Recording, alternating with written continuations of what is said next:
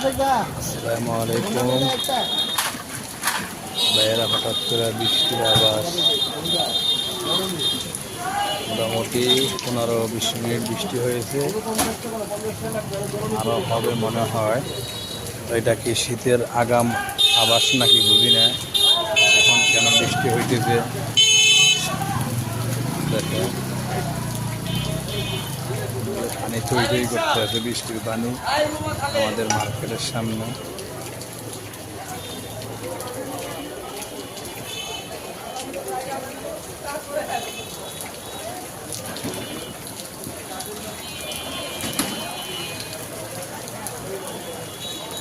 এই যে আমাদের মার্কেটের সামনে বৃষ্টি।